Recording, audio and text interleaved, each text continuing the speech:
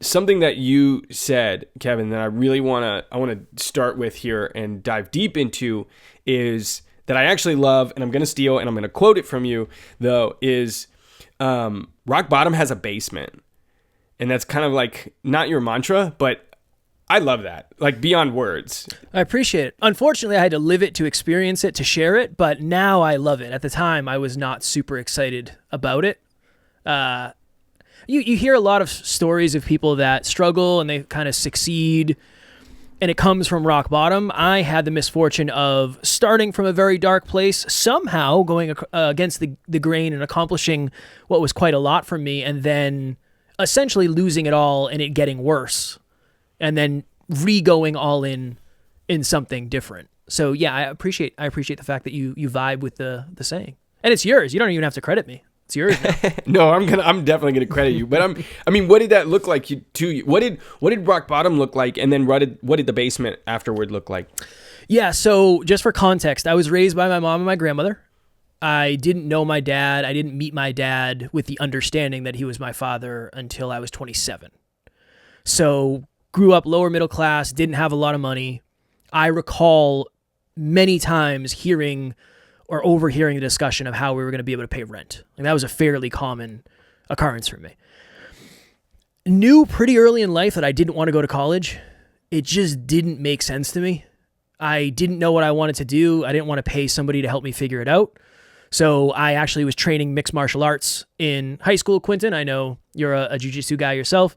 That was something I wanted to do. I wanted to fight professionally. I thought that would be pretty cool. So graduate high school, all my friends go off to college, and I get a job at the local gas station. And I'm slowly but surely becoming the townie, the guy who never leaves the town that he was born and raised in. Left that job. I was a personal trainer. I was a truck driver. I was a forklift operator. I cleaned floors and bathrooms at a hospital. I did tiling, on-call firefighter for a very short amount of time. I did many, many, many things. Eventually, I got lucky, and I found a job in an industry called weatherization, and I went from making $15 an hour as a construction laborer to anywhere from $60 to $120 an hour. I was convinced that I just found the thing. And everything I did prior to this was for the right reason, and here we are, and I'm going to be successful. So I think I got that job when I was like 23. Fast forward a couple of years.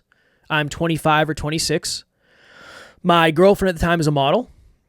I am quite literally in the best shape I will ever be in because I was getting ready to compete in a bodybuilding show. High-paying job. Brand new Subaru WRX that I wanted, super loud, got it off the showroom floor. This is a dream come true. Great friends, new apartment, all the stuff. So from the outside looking in, I was the man. I was crushing it. I was super happy. Internally, I was extremely self-conscious. I was extremely insecure. I was depressed. I was anxious. I was a shell of the person that Alan thought I was at the time. So rock bottom initial. My girlfriend sits me down one day and says, "Hey, I'm leaving. I feel like you're not the man that I thought you were at the beginning of this relationship.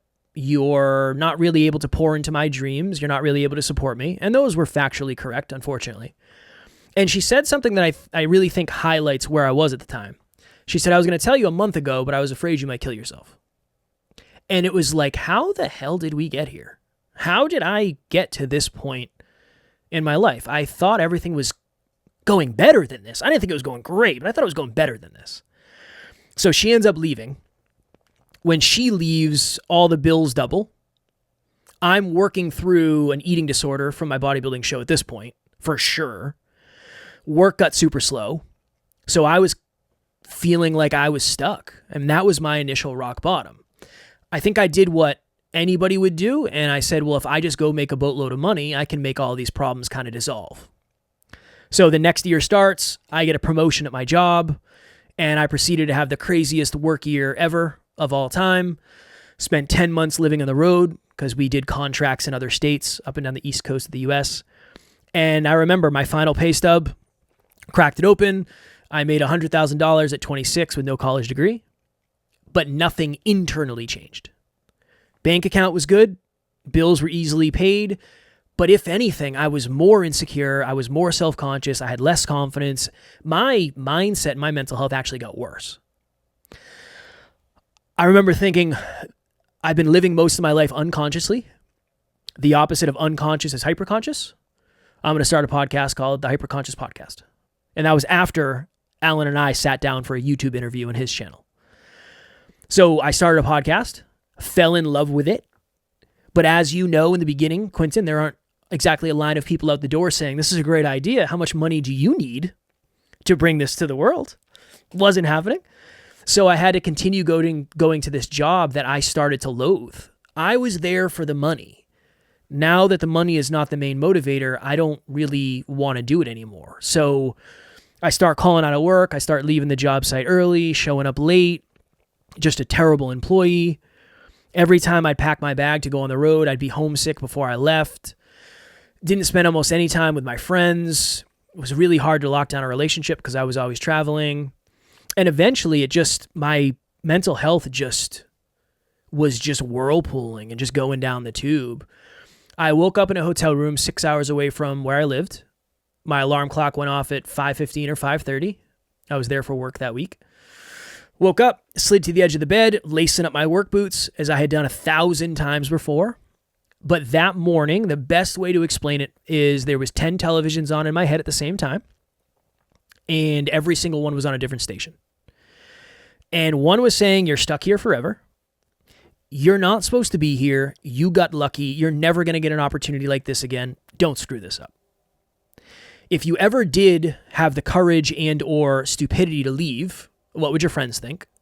I made more money than any of my friends, and there was a lot of significance tied up in that. What will your family think? I was easily the most successful person in my family. A lot of significance, a lot of pride tied up in that. And then the loudest one, do you really think you're going to be a podcaster? That's what we're going to do. That seems wildly illogical. Like, what are we doing here? And it was in that moment where I thought to myself, well, if I just take my life, I will take all of my problems with me.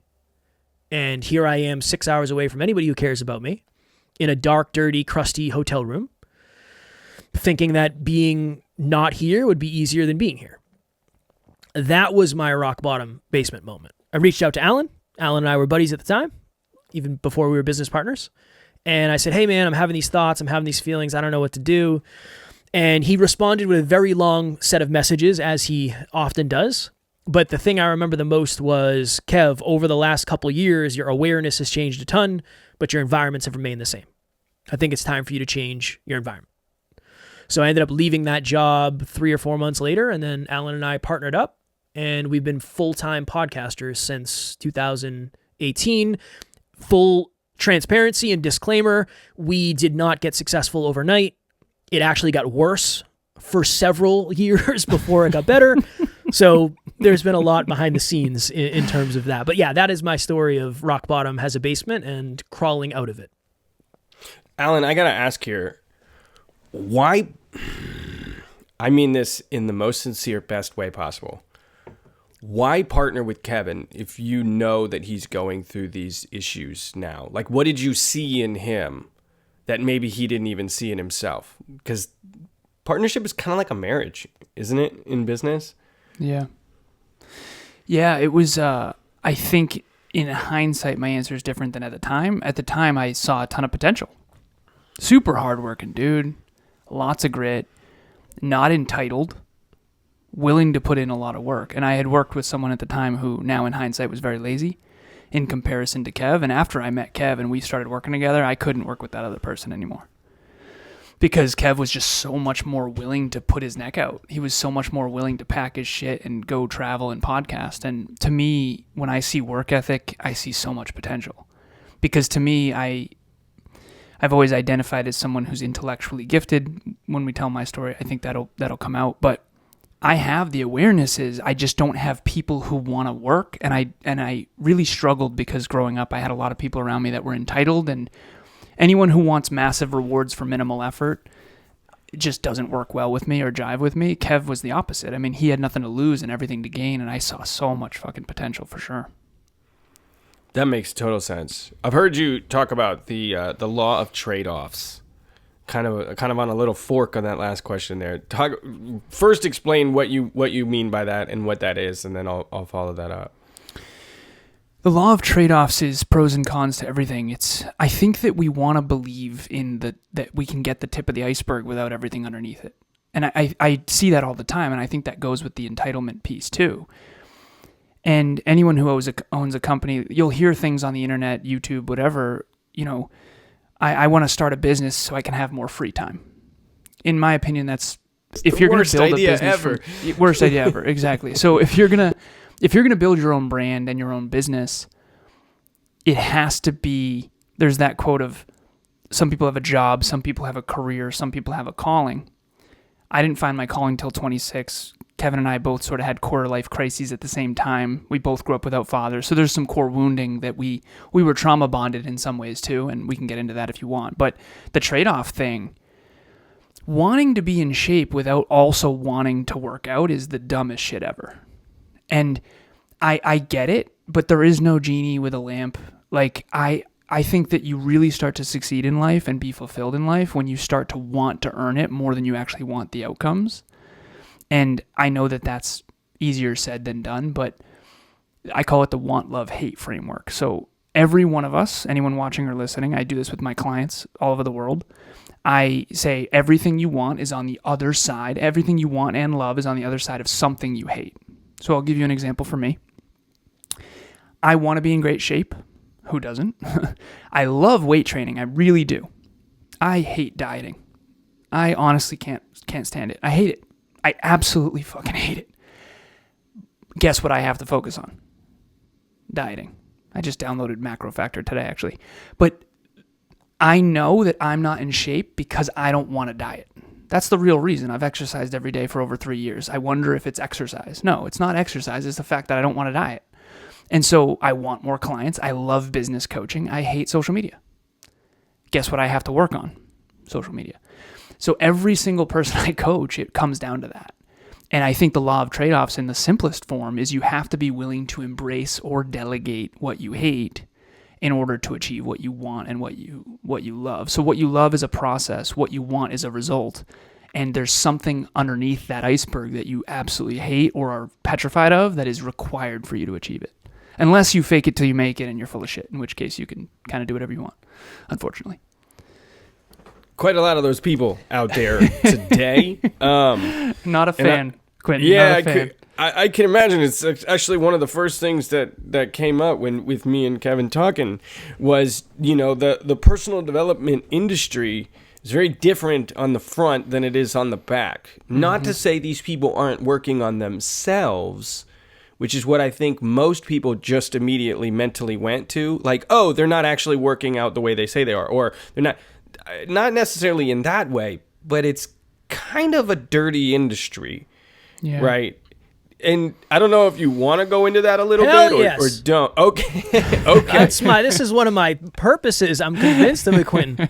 Well, tell me about it then.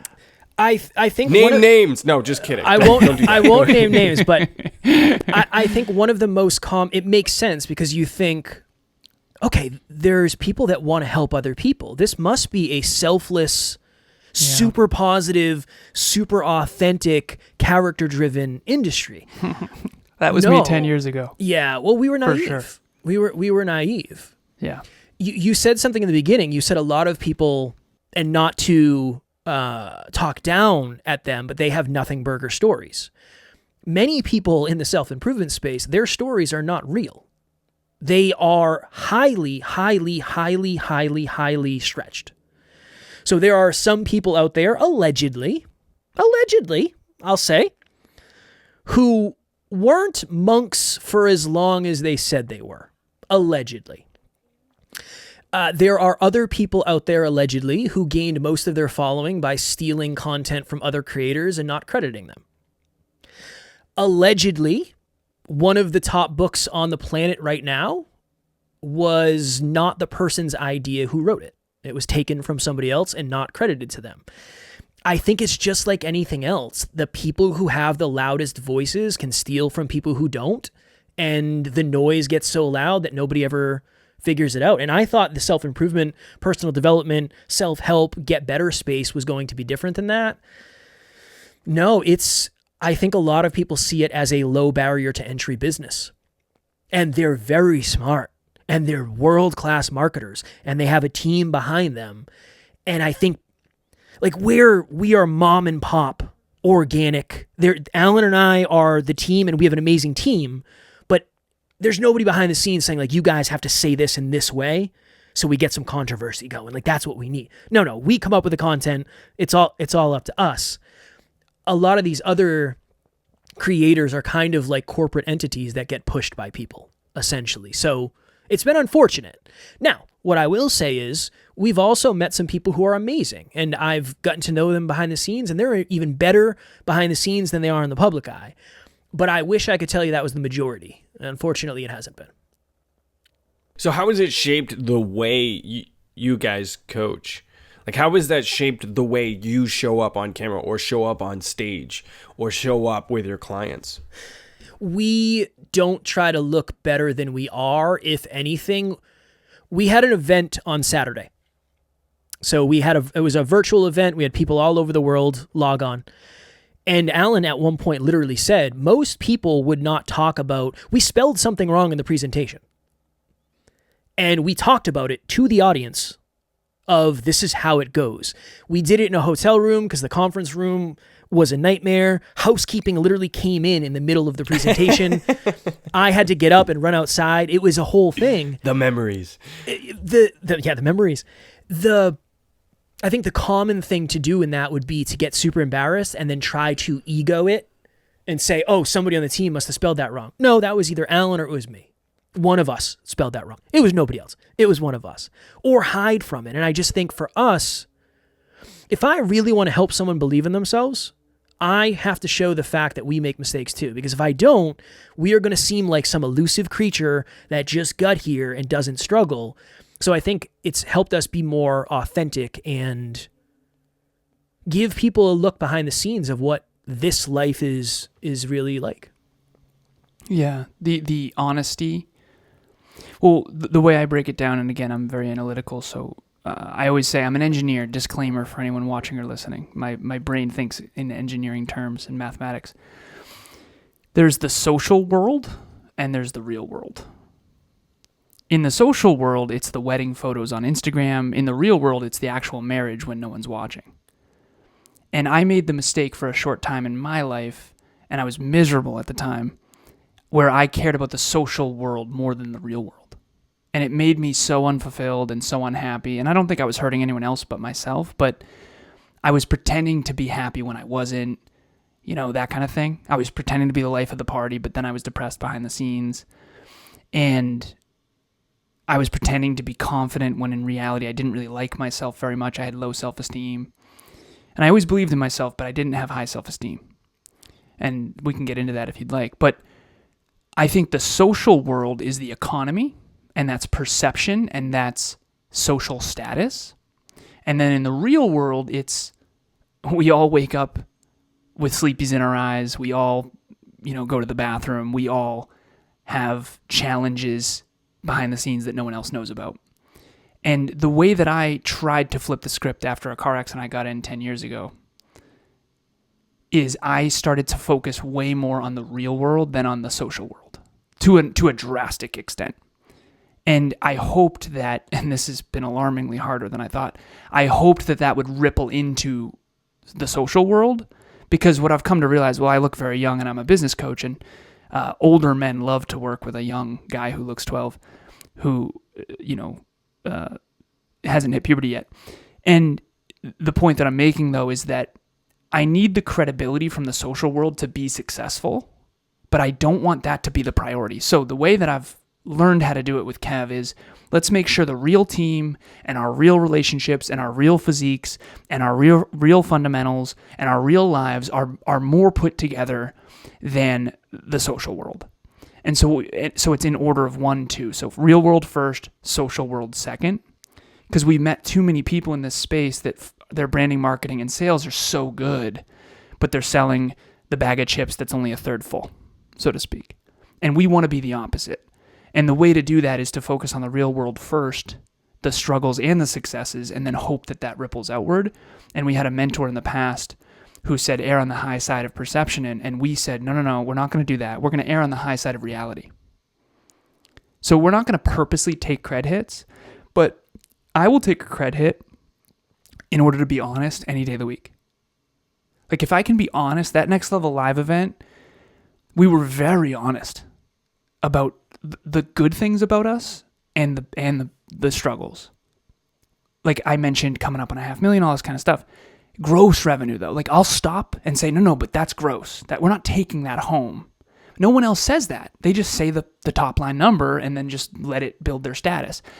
I'm not about that. I think the reason why we don't learn more and grow more and actually master things in the real world is because people are only giving us the top of the iceberg. I want to show people behind the curtain of how the magic trick is actually done.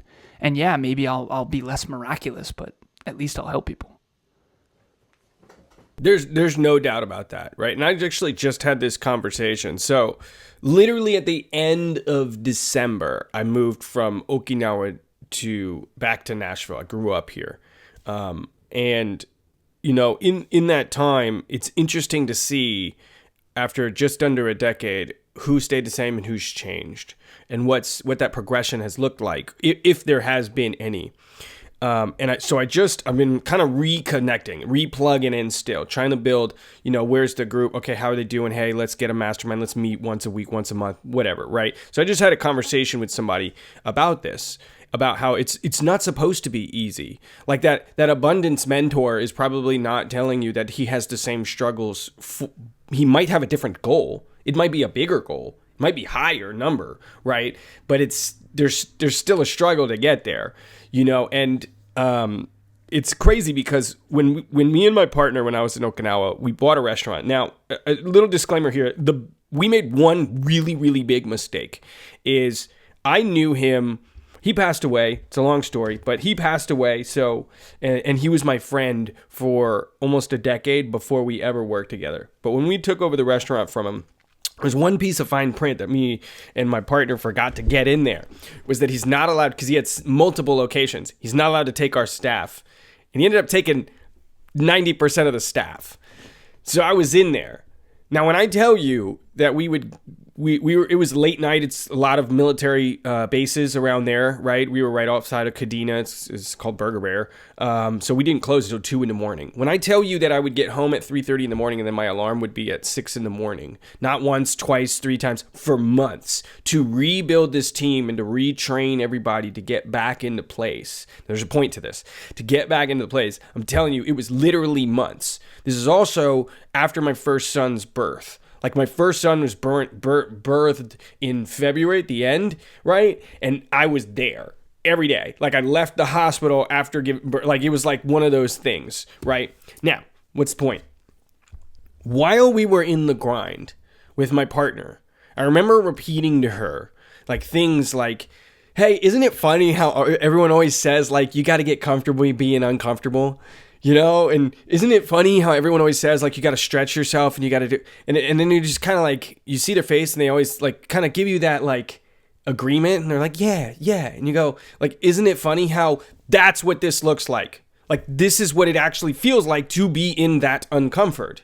And there's a reason why they call it uncomfort, is because you don't want to be in it, right? So my question is like, how do some people cope with that uncomfort better than others from your experience? Not denying what reality is, but seeing things as they truly are. Like, truth be told, I'll never make that mistake again. In the fine print, you can't take my employees.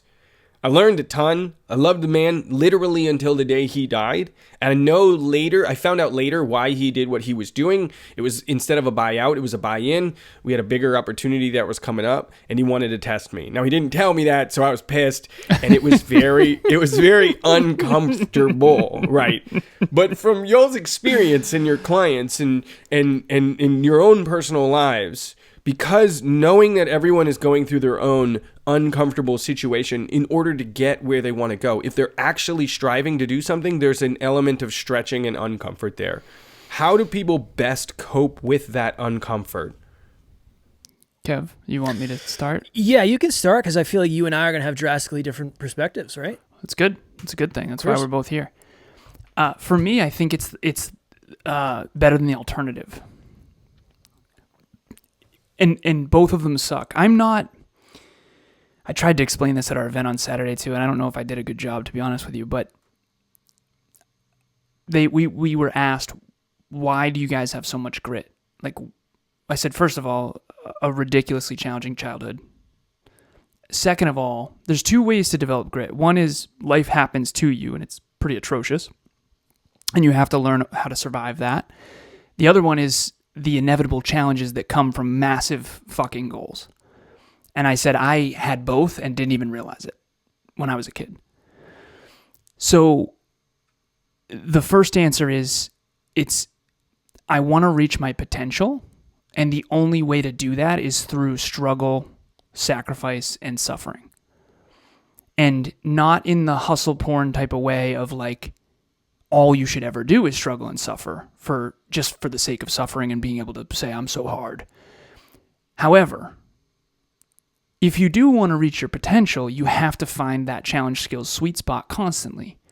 And what Kevin and I found out the hard way is that my comfort zone is his growth zone, and my growth zone is his trauma zone.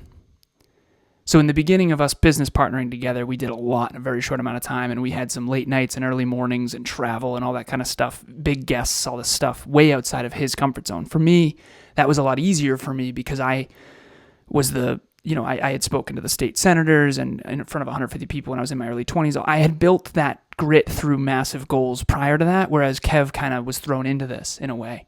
And I didn't understand that he was struggling as much as he was, and he was also hiding it a little bit too. Had to, Quinton. Right? Had to. But my short-term answer is, if you really do want to reach your potential, you're going to have to sacrifice, struggle, and suffer in order to do that, at least to some extent. And it's better than the alternative. The alternative is stay in your comfort zone and be stuck. And to me, true abundance comes from skills and awareness, and skills and awareness come from putting yourself beyond what you're currently capable of and then seeing what you're made of. Just don't do it in a way where you actually die. Do it in a way where you're close to death, but don't die. And I'm being playful with that. Don't do it where you're close to death. That's comforting for everyone listening. Yeah. You know? Well, the so point event of season, death, but no more. Yeah. So real quick, event season, my relationship suffered a little bit during preparing for this event. I'm averaging 50 coaching sessions, podcasts, and trainings per week. And my relationship, we don't have a ton of quality time. And she's an entrepreneur too. We have 3 businesses between the two of us, so she gets it. She works harder than I do. It's nuts. But she had to pick up all the house, the pets, like she had to do everything. And I realized after the event, like I really got to bring it back because she's been taking 80% of the responsibilities while I do this event on top of everything else I'm already doing. And it was a little bit past what was optimal. It was good for my growth, but bad for the growth and the flourishing of my relationship. So next time I'm going to do it better, not necessarily for my well-being, because whatever, but definitely the relationship with her, because that matters to me most. Like if that event hurt my relationship, that would be an L for me. I care about my relationship with Emilia way more than I care about that event. And I care about that event a lot, but not even close. And so to me, I overdid it. And the truth is, you have to overdo it sometimes to figure out where the fucking line is.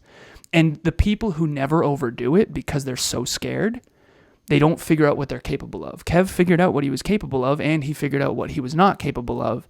And fortunately, he made it through it despite the many, many, many panic attacks.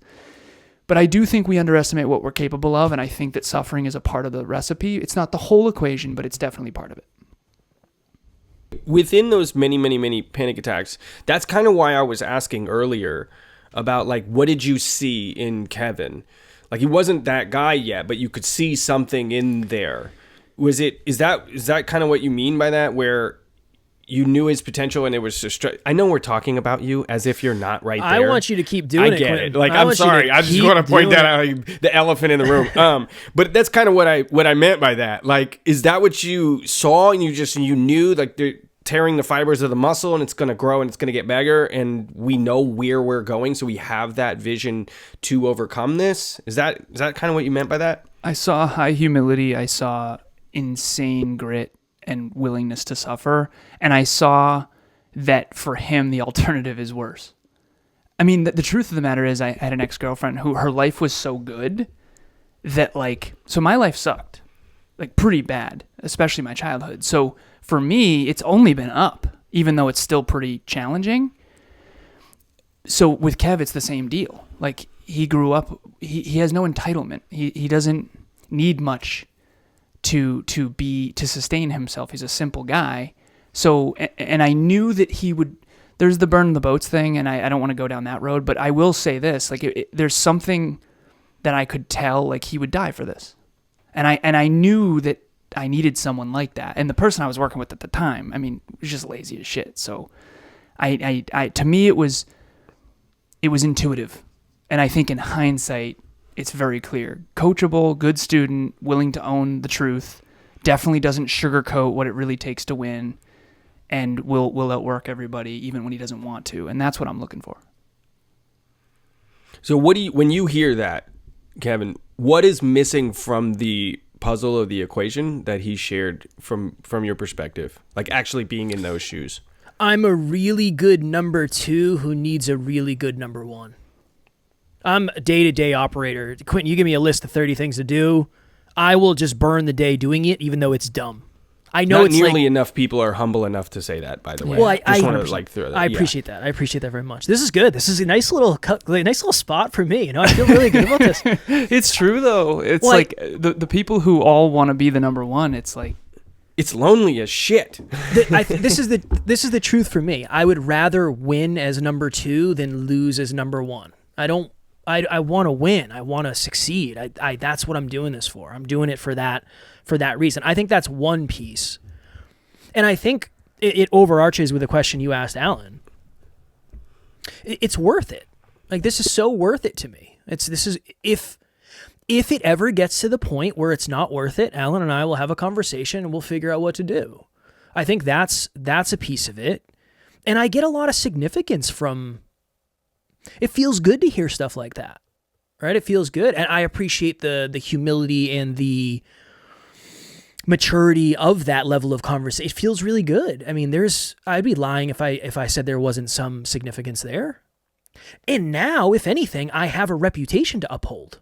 So I can't go back now, even if all of it was kind of momentum that I wasn't prepared for. I don't want to go back on it. But I think we're in a very interesting spot where I think things are getting harder for Alan than they are for me because of his core wounding, where I don't really understand what it's like to be Alan right now, just like he didn't understand what it was like to be me at the beginning. And maybe we still don't know how to communicate about. We're really good communicators with each other. We are very, very humble, very, very vulnerable. We cry together all the time. That's routine. But yeah, maybe we can do it better. I hope we can use my lack of ability to communicate as an opportunity to communicate through his growing pains, since I'm just not going to understand what they're like. That. What are those growing pains, if I might ask? What does that entail? So back to the real world and the social world conversation, Usually I don't like to say this unless I've shared my story. Otherwise I'll come off like a pretentious dickhead. Jump into your story first then, please. I'll give you the quick version, because definitely came from nothing, but definitely had some advantages too. And I like to share both sides of the coin. I think it's important. Father passed away when I was 2. He was 28, 1991, car accident. Older sister, who was 6, mom 31, stay-at-home mom. Massachusetts, born and raised, New England. Stepfather, Steve Lazarus. So my real last name is McCorkle. John McCorkle was my father. It was Jim, Joe, John, Jane, Joan, Jeanette, 6 kids, all J. And he passed away at 28 in a car. Stepfather came into my life, Steve Lazarus. My last name, I took his last name, I think around age 6 or 7, and I playfully refer to 3 to 14. He was in my life from age 3 to 14. This is during the 90s. He worked for a company called AGFA. They did hospital computers during the dot-com bubble. So you can imagine, New England, America, biggest economy on the planet during the dot-com bubble. There was abundance for days during that decade. And not everyone had money. I want to be clear about that. But there was more abundance back then than there is now, for sure, in terms of expansion. And you can study and research the 90s in the economy globally. So it was boats and BS. I mean, we had, I had Dreamcast and Xbox and Christmas presents, and we lived on a lake, and I had snowmobiles and a Ducati motorcycle, and my mom drove a BMW, and we had an apartment building, and we had a yacht, and all our friends were rich. And this is back when banks would give you $1.5 million just because you had an idea, And so I playfully refer to that part of my life as boats and BS, because from the outside in, I looked like the rich kid who had everything. From the inside out, mom and stepdad did not get along, and that is a very polite way to put it on a public medium. Stepdad leaves at 14, takes his entire extended family with him. Now, keep in mind, I don't associate with the McCorkles much anymore because we're trying to be the Lazaruses. Takes 90% of the income with him, 95% of it. I go from boats and ski trips to, I don't know how I'm going to go to college. The college I want to go to, WPI, like a mini MIT in Massachusetts, $50,000 a year, one of the best engineering schools in the world. That was my dream. He gets the apartment building and the yacht. We get the house and the dog. Sister moves out that same year with her older boyfriend. Same year. I'm 14 years old. I'm a freshman in high school. I'm a complete fucking loser because I still look like I'm 7. Everyone else hit puberty and I didn't. And abandonment issues. So to this day, stepdad's entire extended family and him haven't seen or spoken to a single one of them to this day. Okay, sister moves out with her older boyfriend. Mom gets in a fight with my Aunt Sandy, her sister. We get ostracized from my mom's side of the family, same year. To this day, only 2 human beings from my entire mother's extended side of the family I've ever spoken to. So I didn't know this at the time. I was 14. This is the time when people say, oh, these are the best years of your life. High school, these are the best years of your life. And I'm thinking, I seriously hope not. And I'm thinking, no way. Past is painful, present's painful, future. So my trauma response was go into the future. No generational wealth, no dad. How do we keep the house in the family? So I just had 2 trauma responses. So fight, flight, freeze, and fawn are the 4 trauma responses. We taught those this Saturday. I had 2 trauma responses. Social world, fawn, appease, appease, appease. Goodwill Hunting's a good metaphor. I was kind of like a pretty intellectually intelligent person who hung out with people that weren't what was best for him. Just don't lose any more friends. Don't lose any more family. Just don't lose anybody. Just be a chameleon. Fit in, fit in, fit in, right? But deep down, I'm this super achiever guy with drive you wouldn't believe. Prove my value, prove my worth type of thing. So I get straight A's through all of high school. I have a letter signed by George W. Bush behind me. I got the President's Award is what it's called. And essentially you get a 95 or above GPA for 16 report cards straight. I go to WPI, I get all the scholarships and financial aid I can because I didn't know how I was going to go otherwise. So that's advantage number 1. Thank you so much, Massachusetts and the U.S. for investing in my education. I get in computer engineering, master's in business. I graduate my bachelor's in 2012, master's in 2013. This is when the economy's coming back in a big way after 2008. And I'm just riding that. I mean, computer engineers in the 21st century, super needed. Not enough of us, right? Every company needs engineers, not enough of us. So I robots, Sensata Technologies, Tyco Safety Products, eventually Oz Development, Lens Americas. I eventually landed a company called Cognex. I go from 65 to 85, 85 to 105, 105 to 125, 125 to 185, 180 in my early 20s. And I'm a broke high school and college student because my stepdad left, so I'm used to going in with nothing. So my apartment's $500 a month. Split it with my girlfriend at the time. We live on a lake. I buy a 2004 Volkswagen Passat, $5,000 cash. I don't need anything. I'm used to shopping at Salvation Army, so I don't need much. I've learned to need very little, and now I have a lot. So that I, partied a lot. Okay, crushing it in corporate, selling industrial automation equipment into manufacturing facilities all across the New England area, Vermont, Connecticut, Western Massachusetts, big ice cream companies, big jet engine companies, aerospace, all this stuff. Pay off $84,000 worth of debt, college debt in a single year. Biggest accomplishment. I wanted to do that right out of college. Make 6 figures, pay off all my debt. Be debt free is big for me. 150 grand in a Vanguard account, all tech companies. And I'm a science, technology, engineering, mathematics, business, and finance guy, so I know what companies are going to win. I bought a bunch of Cognex too. I knew they were going to win. So I just grew my portfolio, and I'm in my early 20s, and I'm just crushing it success-wise in corporate, but internally I'm deeply unfulfilled. And I referenced earlier how I pretended to be happy when I wasn't. Part of the story I haven't mentioned, mom and stepdad definitely loved to party, grew up in an environment with a lot of alcohol. I definitely had a drinking problem at this point.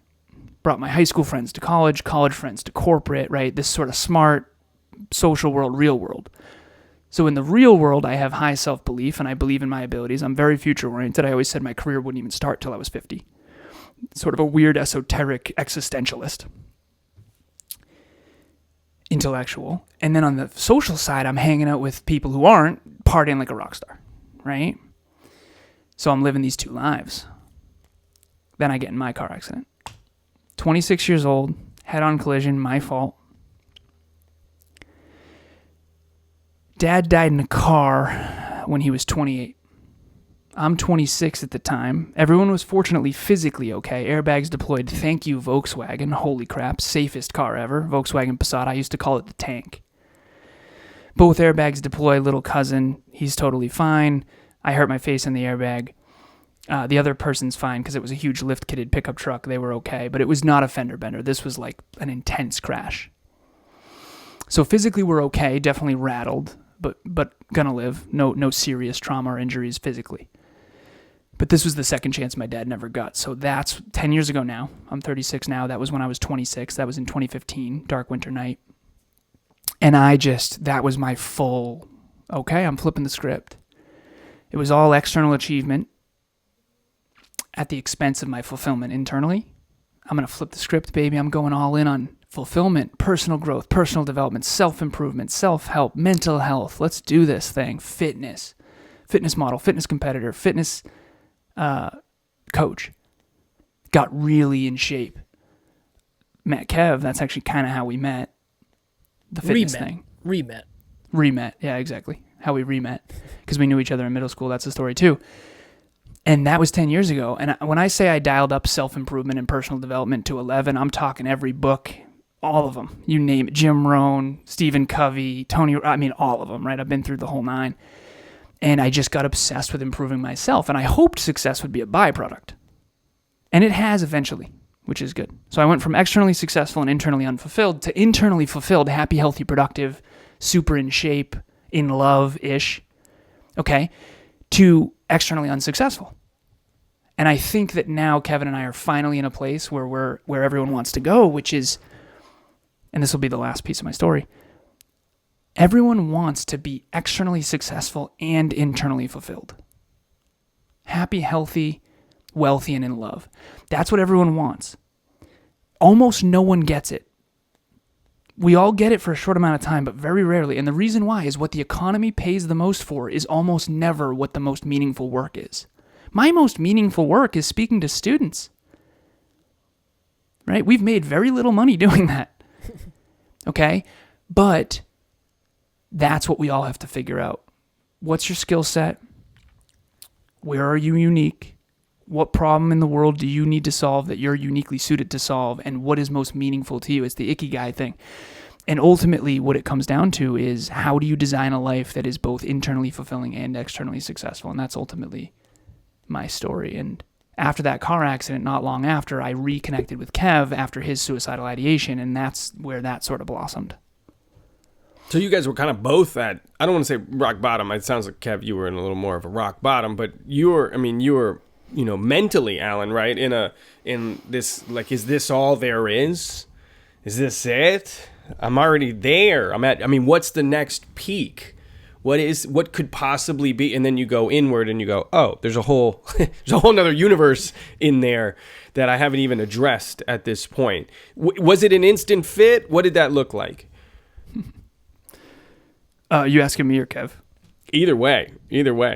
Was what an instant fit? Us? Yes, yeah. When he reached out to you, Kev. Oh, he's a giant pain in the ass, Quinton. A giant, just. Instant fit, no problems. It was super fun in the beginning because it didn't seem like there was anything riding on it. So I was super nice. I was having the time of my life. It was awesome. But I also didn't understand the level of responsibility that I signed up for. But I would say, yeah, Alan knew more than I did.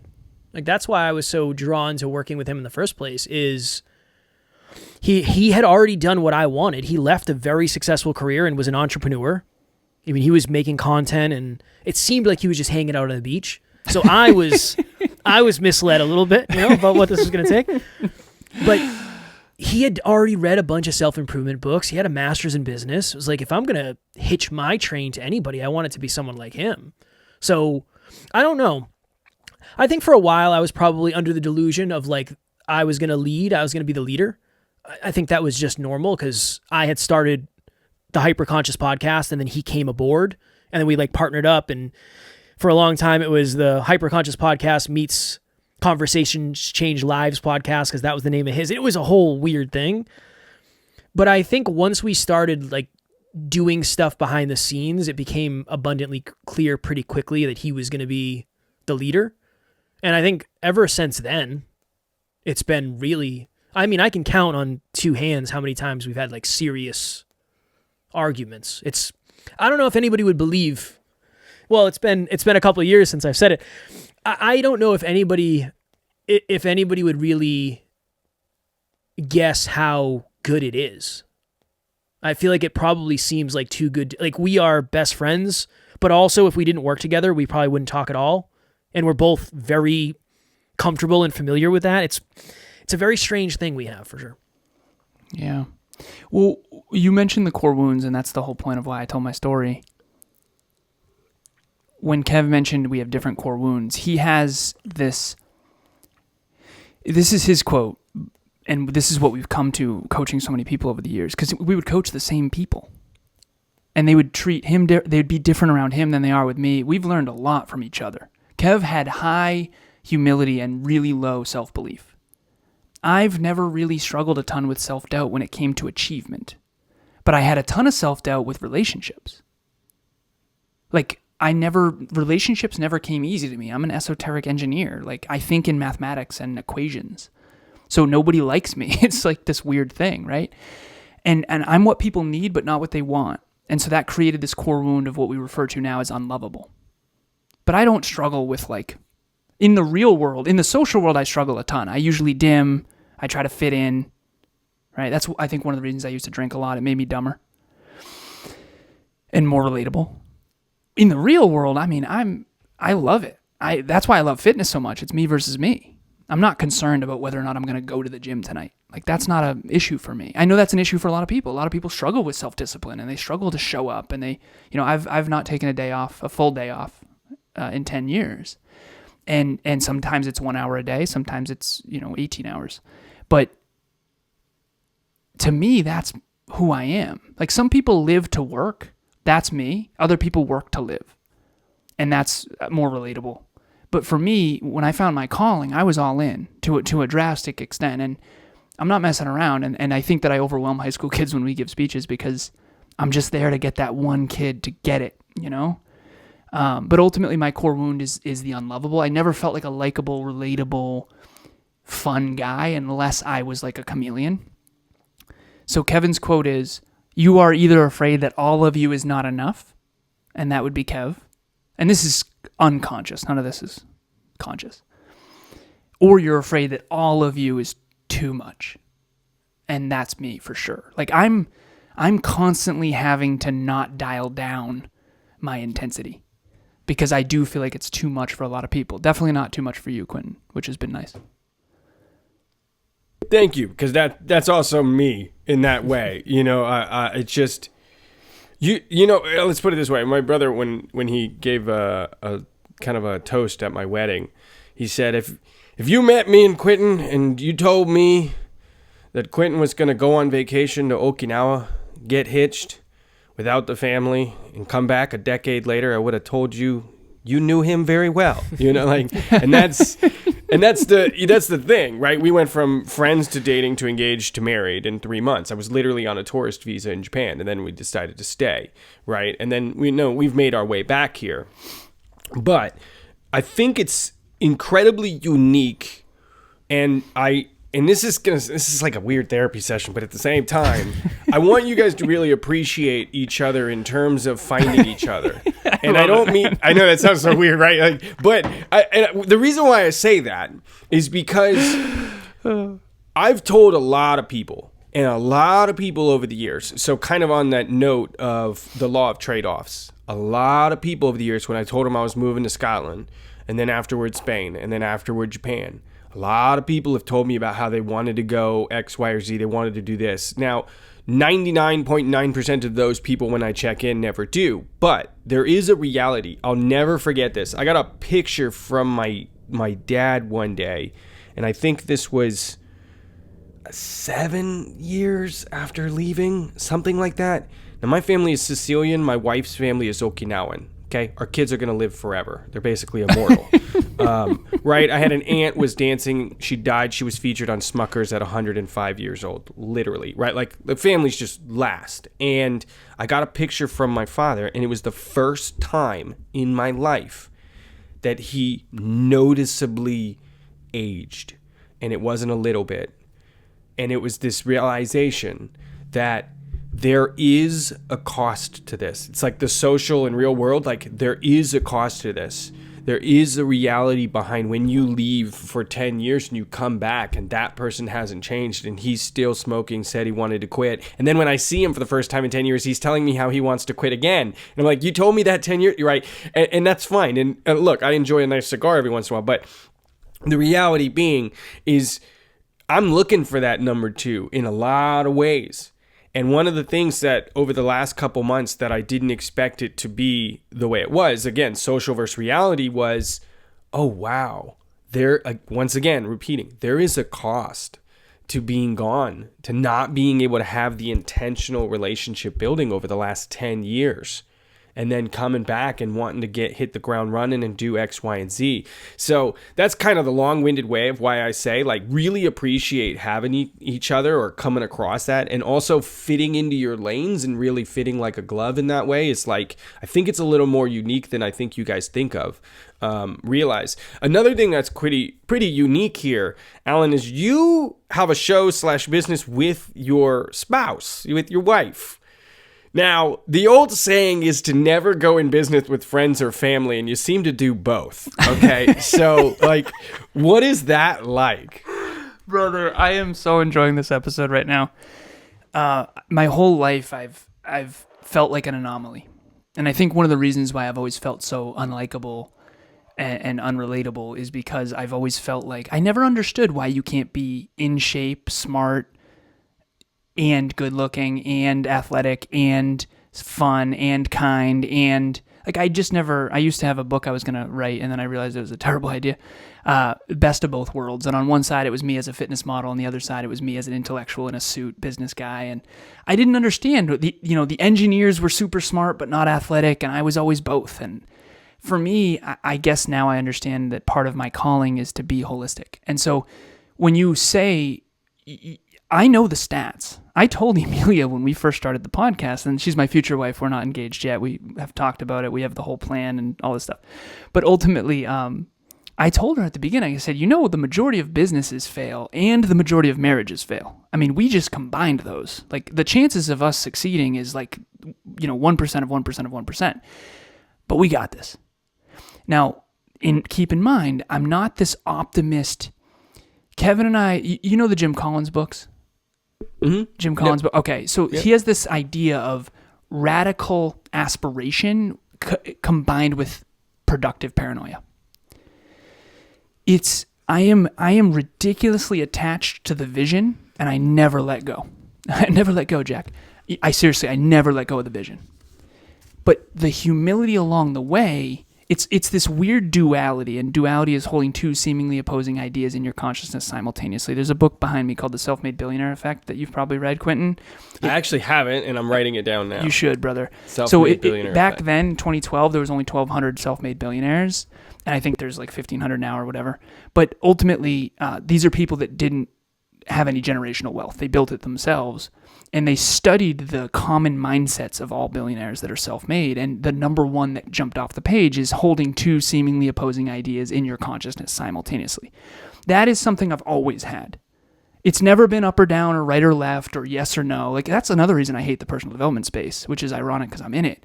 It's everyone's saying the one side of it. If you don't understand both sides of it, you don't understand the spectrum. And if you don't understand the spectrum, you're a pawn instead of a chess master. Like, you have to know everything's contextual.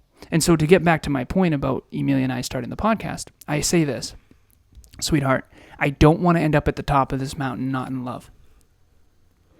For me, when you say, they always say don't start businesses with your spouse or your friends. It seems like you do both. That's quite the anomaly. Brother, that is my calling. That's my purpose. I want to be the male role model I never had.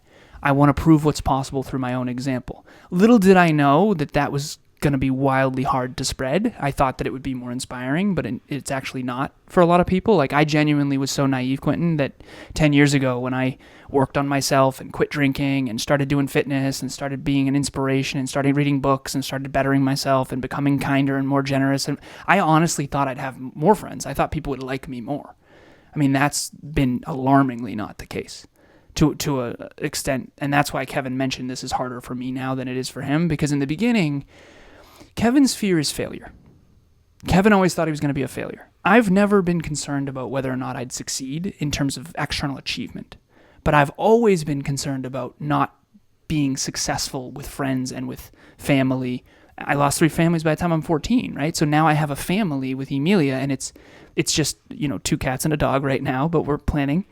And it means the world to me. And I tell her all the time, like, without this, and I told Kev this recently, and I'll share this briefly. I said, if you were to say, hey man, I'm out, I don't want to do this, I don't want to work anymore, like, this is done, I would be hurt emotionally, but success-wise, and again, I hope you don't take this the wrong way, I would just find a way to rebuild it another way. And of course, Kevin's a valuable asset. That's not what I mean, but I would lose a brother at arms.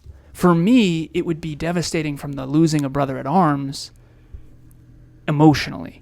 And for him, it would be devastating because he'd be afraid that he wouldn't be successful. Like, if I was said, I'm out, Kev, like, he'd be afraid he wouldn't win without me. And so we just are self-aware enough to know that. And I think everyone's on one of those ends. I think everyone is either really good at success, and the better you are at that, you tend to suck at relationships, or you're really good at relationships and you're relatable and fun and funny, but you struggle with success and self-discipline. There's very few people who have mastered both because it's really, really hard to do. It's like their poem, right? There is nothing special about dimming your light. It's like one of the best scenes of Coach Carter. Yes, agreed. It's our light, not our darkness, that most frightens us. Yes, right. It is. My greatest fear is not that I'm inadequate, right? That's real and that's true. And I'm really thrilled, and I'm not gonna praise him all day long, but I'm really thrilled that for the first time ever, I'm starting to hear Alex talk about the reality behind growth and how you have this group of friends that you outgrow, but you haven't grown enough to get the next group. Because I had never heard people actually talk about this, because there is a truth, social in reality. There is a lonely reality behind that. Because when that group of people, I don't watch TV shows. Now, it originally it was because I realized I don't have the emotional bandwidth. It wasn't like a personal development thing, and then it turned into that. Like when Jack Bauer was kidnapped after saving the world from a nuclear bomb that went off in Los Angeles, and then literally the same day was immediately kidnapped by China, right? Like that season finale, it was like, I'm done. I don't have the emotional bandwidth for this anymore, right? And it started out like with that. But then I really grew in, and as I kind of made that commitment mentally, I saw like the new one. And every new one is the one, Quinton, you got to make the exception. The Game of Thrones is so good. Yeah. Look, and by the way, anyone who watches TV or enjoys it, like, great. I just don't have the emotional bandwidth, to go up, to go down. And then it evolved into much more of a personal development side of, I didn't like realizing the amount of time that people spend on this that I don't think they even realize they're spending, right? I'll wait a couple seconds here so I'm not like totally going off the rails without them, but I'm super fascinated by this, and I'm super fascinated by you guys when I was going back and the way you guys, you guys have mastered. And I wanted to ask you this, Kevin, because I think it might be a little harder for you generally, but you guys have mastered candid, with each other. Just being candid, just being out front, just being, really clear and really open. Like even on this interview, there are a few things that I think ordinarily a few people might cause issues or rifts or whatever, but you guys have really mastered that, it seems. Is that an intentional thing or how did that develop? Number one, I appreciate it. I don't think we've mastered it. I think we've gotten really good, and obviously there's always going to be a delta. I think at the end of the day, one, it's necessary, and two, this isn't about us. Like at the end of the day, it's not about getting off here and feeling like I got the shine. It's like, yeah, I did better than Alan. We will talk about that, but it's not about that. It's not about us. It's not about it. It's more about the mission. And I think if we think of it from the perspective of a sports team, I'm okay if you need me to bunt. Like, yeah, I want to hit a grand slam. I do. I want to hit a grand slam. I want to throw the touchdown pass. But if you need to call me in to kneel for the last play, or you need me to bunt, or whatever, you need me to get hit by a pitch, I'll lean into it and take one for the team. I think we just have a very unique team approach where this is bigger than us.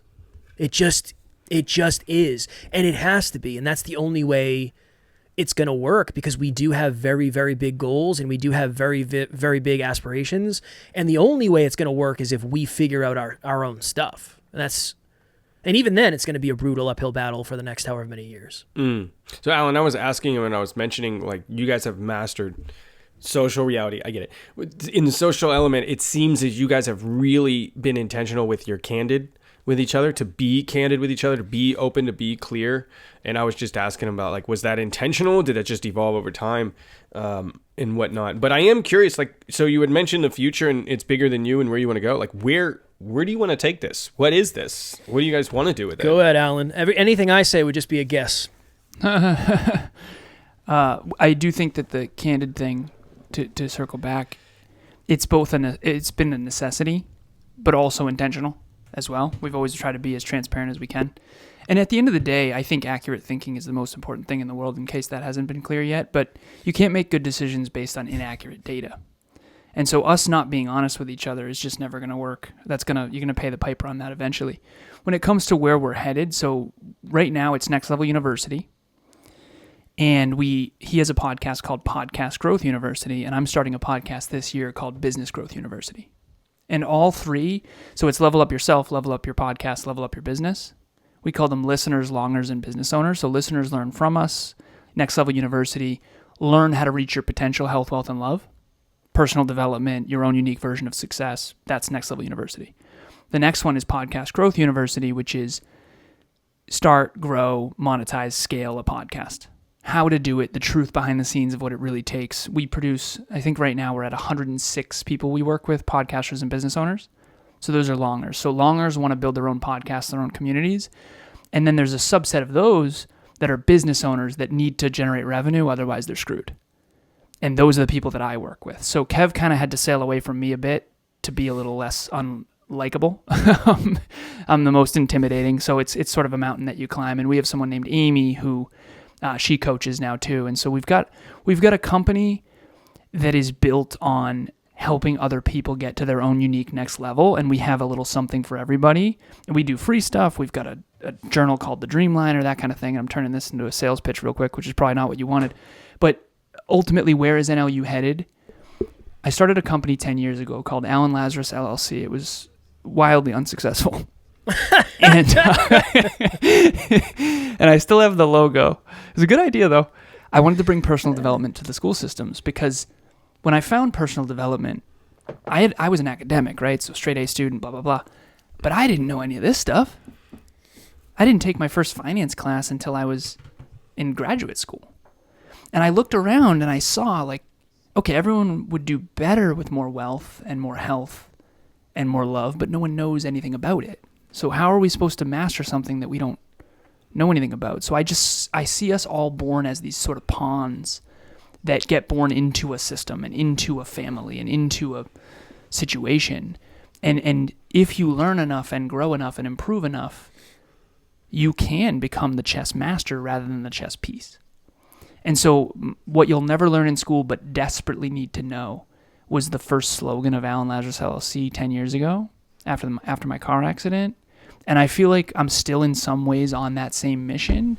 It just looks a lot different than I originally thought. And so Kev, he had a podcast called the Hyperconscious Podcast, as he mentioned, and his slogan was awesome. Change the way you think, change the way you act, change the way you live. I mean, I was like, yup, that sounds right to me. Change the way you think, change the way you act, change the way you live. So two men, small town, small-minded town, without fathers, trying to change the world in our own unique way. And we're trying to bring personal development to the masses, essentially. And that has been alarmingly harder than I had thought.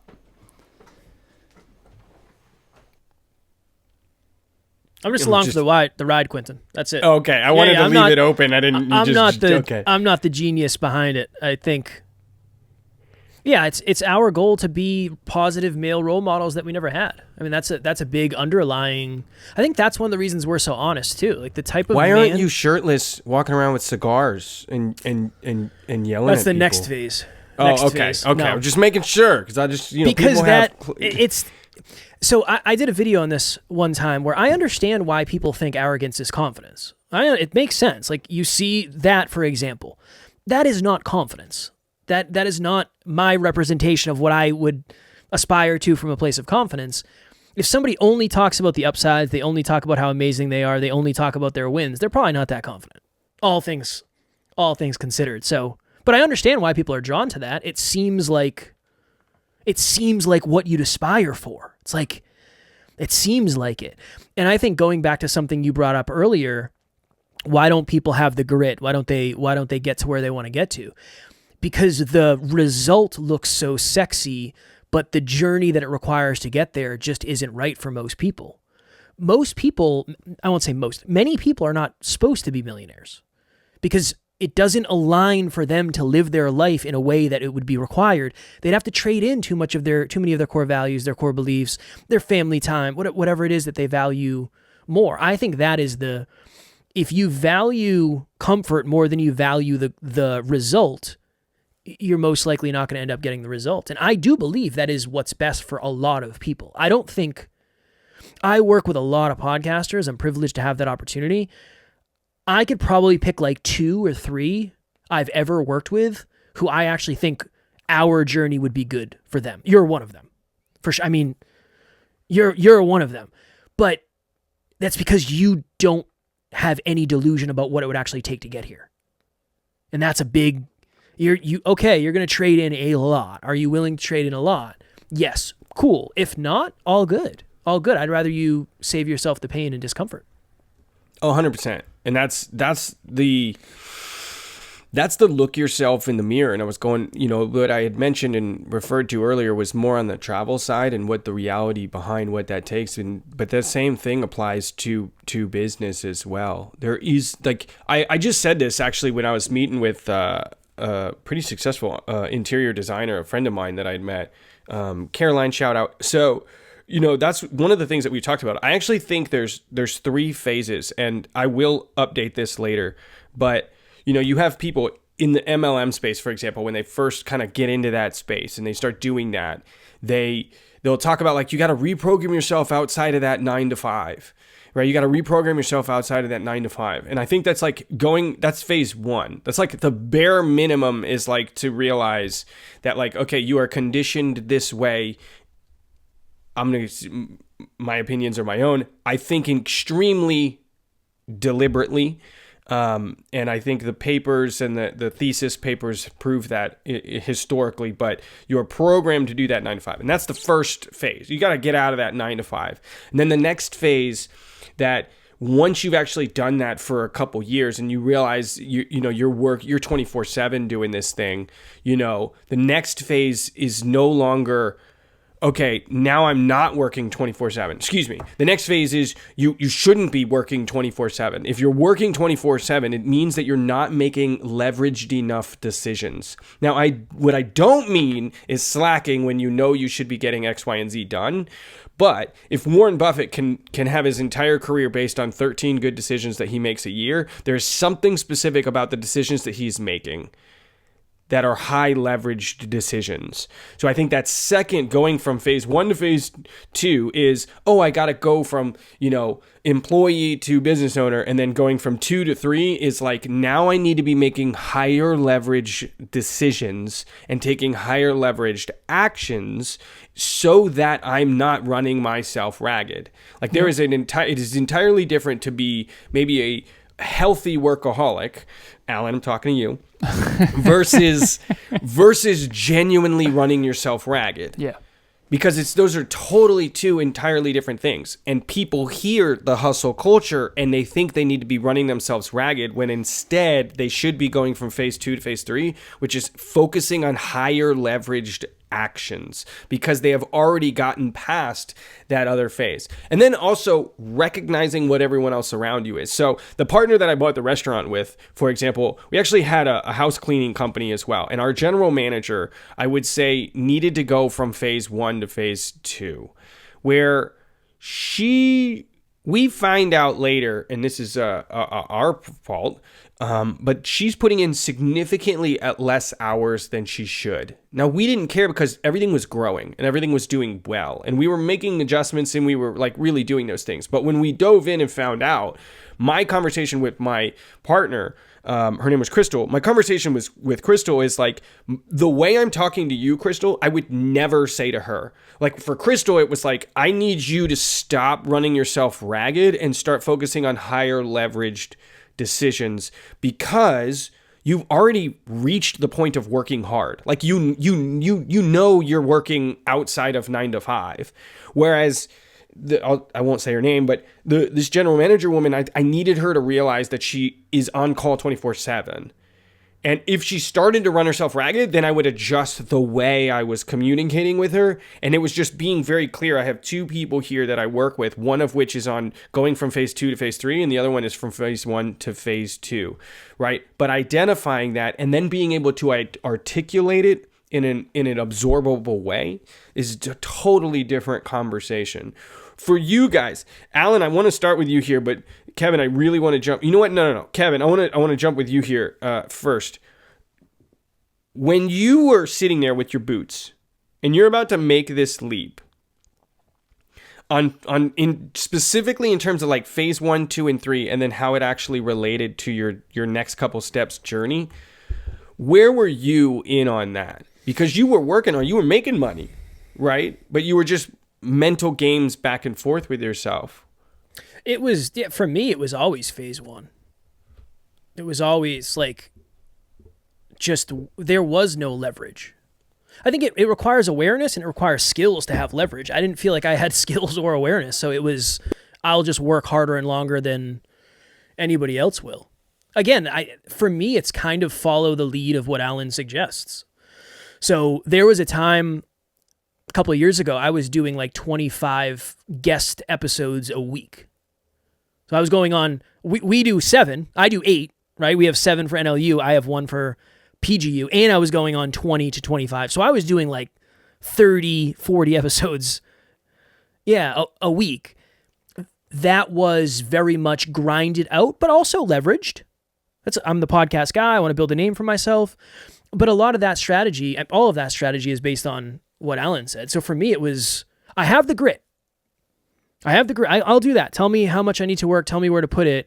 But I didn't really understand what leverage was. So I could not utilize it until several years into business with Alan and I together.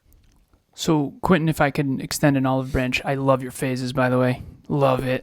As a matter of fact, I phase 4, the Dagobah system. I'm kidding. Right. No, but real talk, I do actually think phase 4 is leadership. And it's the hardest phase. It's brutal. Because the first 3 phases, so phase 1 is, all right, I'm in the 9 to 5 mindset. I got through that pretty quick early on. But it was definitely obvious. It's like, oh, I'm my own boss now. So no one's counting on me. This is, what if I just fucked off all day? I'm kidding. All right. And then the second phase, I hope I can swear on this, by the way. You got to edit all that out. Yeah, you're fine. Okay. And again, I don't want to overdo it, but I got to be me. Let's say a little late now to ask. Yeah. About towards the end of the interview. Damn it, guys. Phase 2 is swearing too much. No. Phase 2 is learning how to work really hard. Like Put it all on the court, will you, please? And then phase 3 is, okay, I'm already working really hard. I need to seriously start working smart, which is why I think the people who say work smart, not hard, a lot of times I think they end up lazy.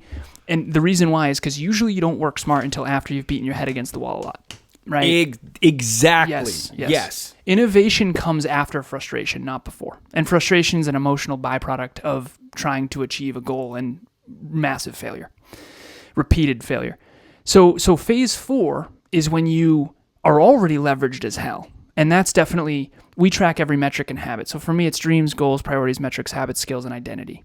Because once you have the dreams, goals, priorities, metrics, habits, and skills in alignment, you aren't doing them. Now we got to go into why, which is the bottlenecks, the blocks, the inner trauma, and the childhood, and the dad, and the mom, and all, whatever. But that's my coaching in a nutshell. I just gave it to you. Phase 4 is the hardest by far for anyone who identifies as unlovable, what we talked about earlier. Because this is when you're a leader.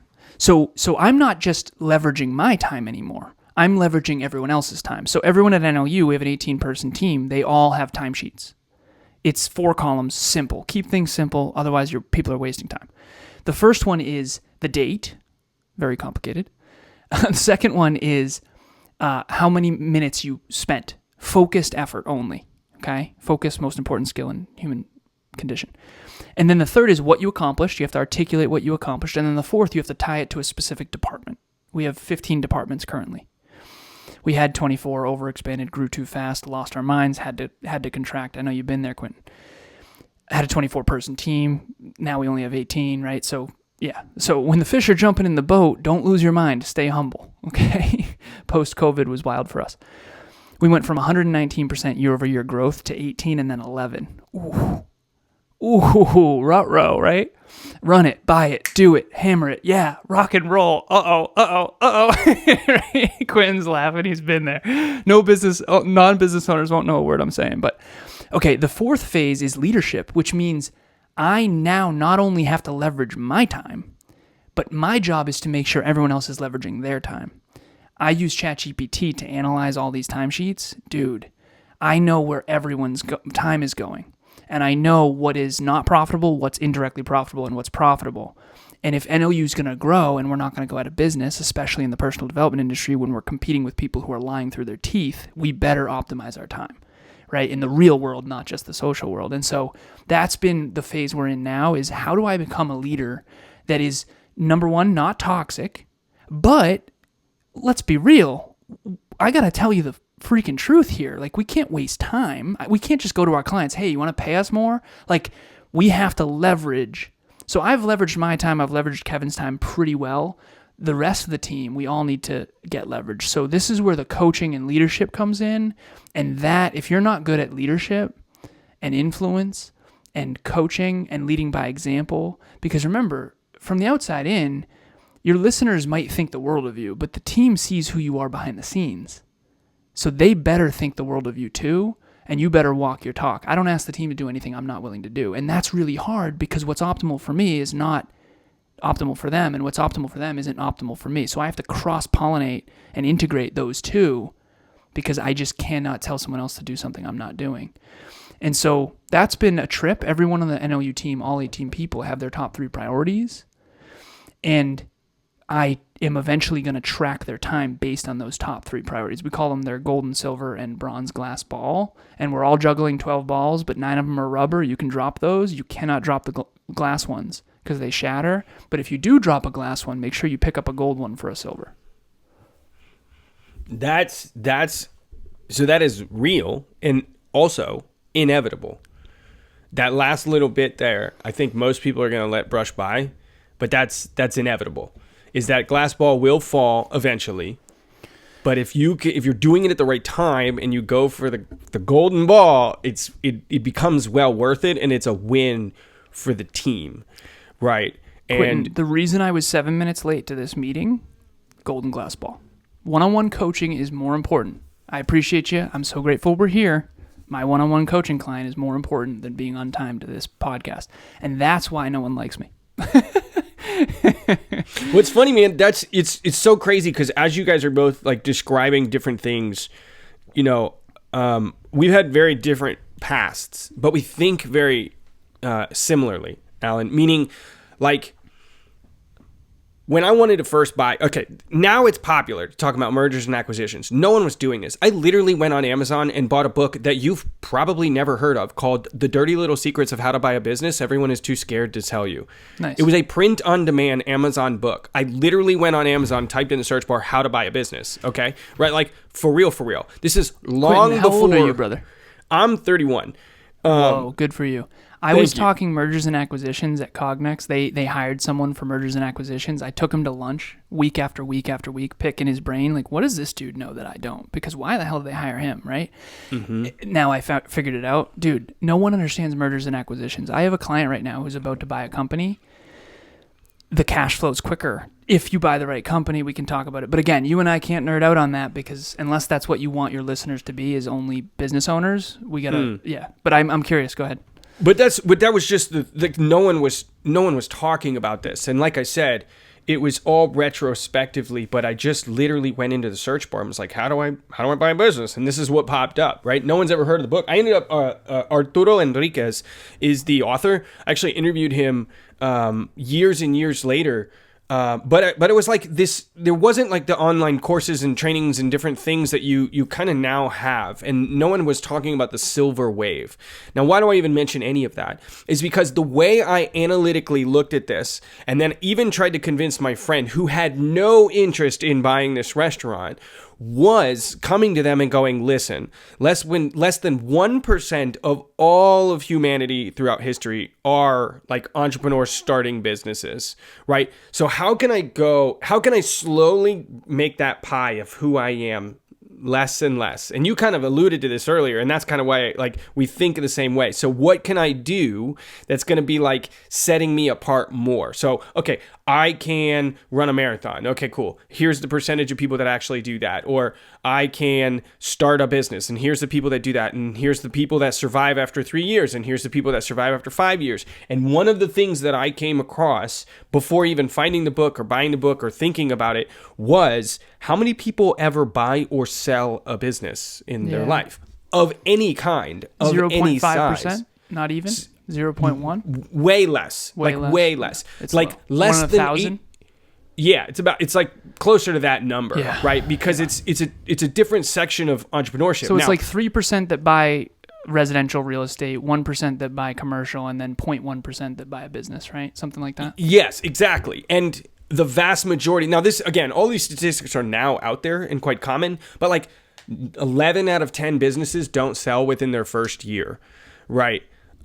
You're talking about like, imagine if on a street houses were the same way. Like you're talking about like 60% depressed values, like businesses that make money today.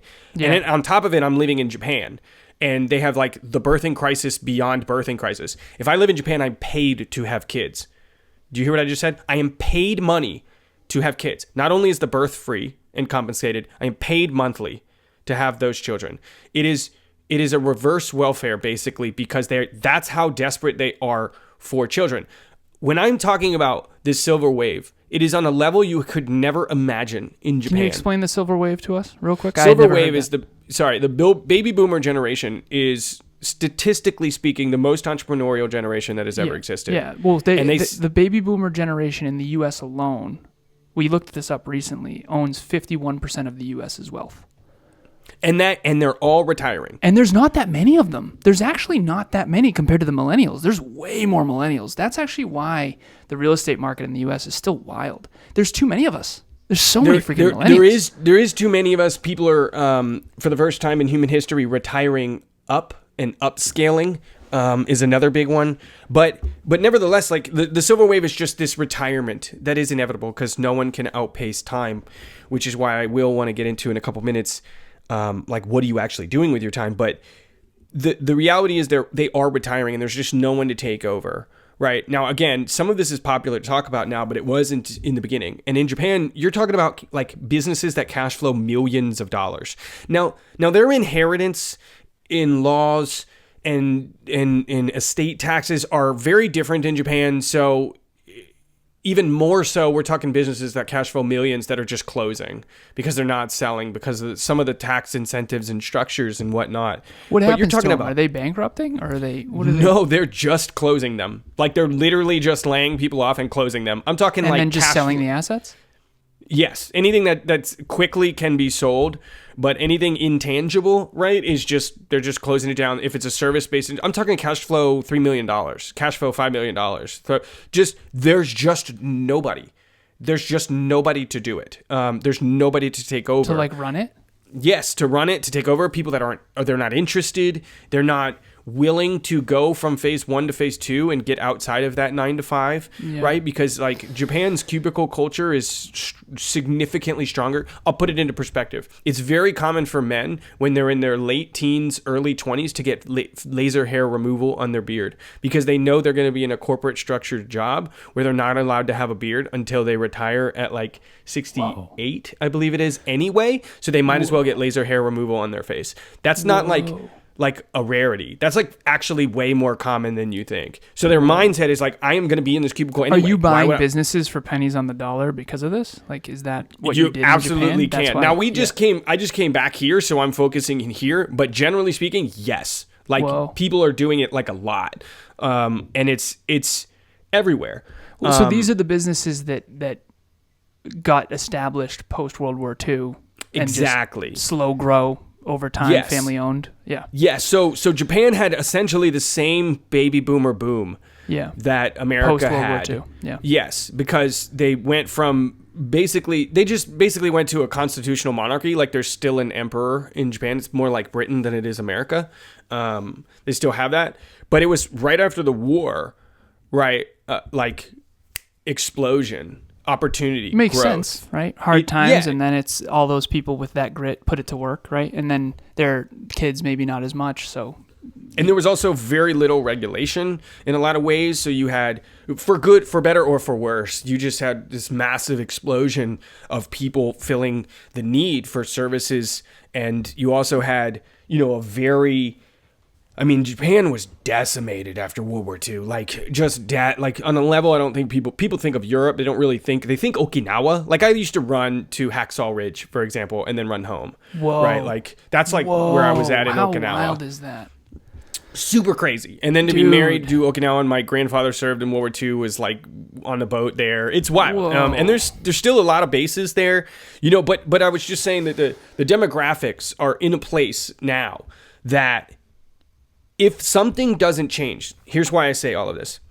If something doesn't change, we are no longer in a place in America and in Japan, and a little lesser so Europe, but much more Japan and America. We're not talking about just be the best you can business growth opportunities, which I do believe that it is, and for a lot of reasons, believe it is the opportunity of a generation statistically. As I was saying, bringing that pie lower and lower, like statistically, because this wave in this way has never happened before. But this is so big of a wave that it is actually detrimental to national security. And almost no one is talking about it. If you only have 5 companies to fix your toilet, you are not paying $500 to fix your toilet. You're paying $1,500. Maybe 2,000. Yeah, the and monopoly you're thing. already seeing this. Yeah, which is why prices are rising so much. Do you think that's why that's happening Within in certain Canada and the U.S.? Yeah, so within certain industries, yes, 100%. And people are now talking about this silver wave and the retirement and taking over, but they weren't as much. And the difference between that is the go-getter mindset is not really a thing necessarily in Japan. Like, don't get me wrong, where I was in Okinawa, they founded karate. There's martial arts everywhere. So there's some like beasts of men that like grew up in like some kind of way, and they might not show it, but like for real, they were the samurais for a reason. But then there's a whole nother side that they get the laser hair removal, and it would be one thing if those services were being replenished, and it would be like, this is a great opportunity. You guys need to do this. Like I said, it is at the point where it is really a national security issue. And I've said this several times. Japan is the safest place pretty much in the world. 3-year-olds in the city walking home by themselves, never question their safety. Very common. Kidding. 4-year-olds, That's 5-year-olds. wild. What's the deal with the common. pickles in every house? I found out that every Pickles? home has different types of pickles inside the house. Is that true? So I don't know. You mean like the food, like the eating pickles? Yeah. So, I mean, I don't know necessarily the types of pickles, but I can say that they regularly, like, there is a pickled vegetable or pickles itself is pretty much with every meal as like a way to clear your palate. So I like always pickled, ask, what's the one thing I would never know unless I lived there? I was with a woman from Japan on a coaching session. I asked her that, and she said every house has a specific type of pickled something. Yes. And I Yeah, was like, that's super common. So like pickled radishes, pickled cabbage. It's like a side dish. It kind of clears your palate so that you can enjoy whatever you're eating more. That's like, even if you go out to eat at restaurants, they're almost always going to have a little bit of a fermented vegetable of some form in there. So that's true. I never even, until you asked that, I don't think I really thought about that. Right. But these are the type of things that I would share with my wife, and just the reality is like, did you know that Japan is no longer the 3rd largest economy in the world? Yeah. They went down. Second is China. First is U.S. What's third now? Third's Germany. Yeah, that makes sense. Germany just overtook Japan like while I was living there, and no one was even talking about it. And this is kind of what I mean, because you were talking about going from 119 growth to 11% growth, 8% growth. You're like, whoa. 18 and 11. Yeah, 18 and 11. Oh, like, but okay, again, sorry. Yeah, it's Fisher jumping in the boat to, okay, we got to button up ASAP Rocky. And that is the same thing we're having on a national security level, because when a country goes from the 3rd largest to the 15th largest in 20 years, all of those major international corporations like the Nissans, the Toyotas, what brings you here? What brings you to the U.S., man? What does this mean for entrepreneurs or entrepreneurs? Real quick, just so everybody knows, I am still here. I'm still here. I'm just absorbing. I just want everybody to know I'm still here. I'm absorbing. Yeah. I'm learning so much. It's awesome. I love it. What brought me? So my family, like I said, I eloped. We went from friends to dating to engaged to married very quickly, and my family really never met her. And then, our visa process was legal, but very difficult and very expensive, and took many, many years. So what I thought was going to be a year to year and a half process was almost 4.5 years, 4 years, something like that. But it was just like really long. Are you here to stay, or are you gonna? So our vision as a married couple, we wrote one down. Our mission is from nation to nation is the beginning of ours. So long term, but not permanent. If that makes any sense. So probably the at least several years. I want my family to meet Johanna. I had a son while I was in Japan that was born in 2023. So it was like still kind of this weird, are we in limbo? Are we out of lockdown? Are we like, what are we doing in certain places in the world? So we were going through the visa, and then we were told like, don't even come to visit on vacation because they will assume you are committing visa fraud. So then you'll throw everything we've worked for out in the window. So it was like, my family never met her. And I just really wanted my family to meet her and spend time with her. And now my son, and that's 2 years old. And I just really wanted to, I really want them to build that bond. I spent the time, the years in Japan with my wife's family, and I thought it would be good because there is a cost to it. There really is. And it's an extra icing on the cake that when you're going to a Thanksgiving, well, wait a minute, they don't even celebrate Thanksgiving. Oh, okay, because you're not even going. You're watching your family celebrate it, and you're on the other side of the world, and so I wanted to kind of meet those. I always said that I feel like I had 2 lives that I couldn't legally combine. So I just wanted to let them combine for a little bit of time. And then, where we go next, we'll go. But along the journey and along the way, this is what I've been doing, and just found it retrospectively. I've always had this ability to kind of see the trends and the data and where that's actually going. Yeah, math modality of thinking. It's very clear.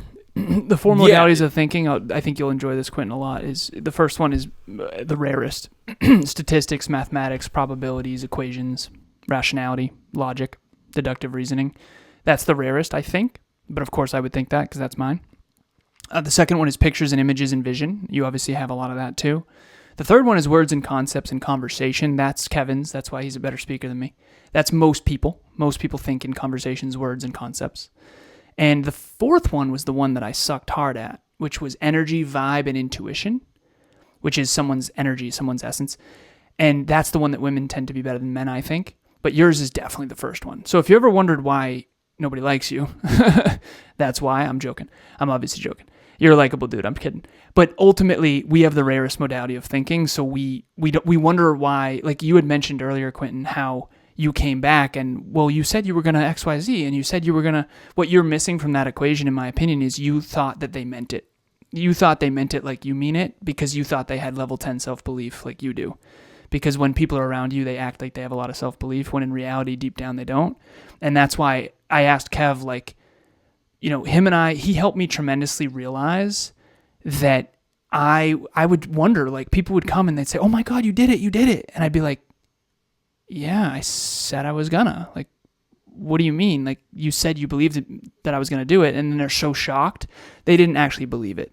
Because most people are just talking, unfortunately. But deep down in the central nervous system, the unconscious brain and the subconscious brain, they don't actually intend to do it. That's why everyone says they're gonna live in Japan, but don't do it. People like you, Quinton, when you say something, you really do mean it. Other people really do just talk, brother. And again, I'm not trying to make that wrong. It has to come down to the unconscious self-belief. And I think that that's the one piece that you're missing is you think analytical and in equations and mathematics. And so you can see these trends and all this stuff. And I used to say, sometimes I feel like I'm in a building and the whole thing's on fire and I'm the only one who knows. I know that you feel that way a lot. Yeah.